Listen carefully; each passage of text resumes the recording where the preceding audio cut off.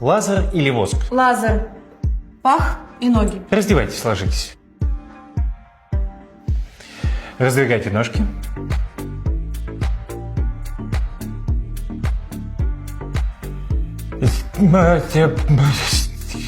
Я сейчас приду. Там она. Что с тобой? У нее. Валя, что происходит? Что? Там у нее елда, понимаешь, елда. Больше моей в 2 раза, вот такая. Что? Кожаный хобот. А, она трансвестит? Да, сверху блестит, снизу свистит. Блин, только работа начала нравиться, и тут такое.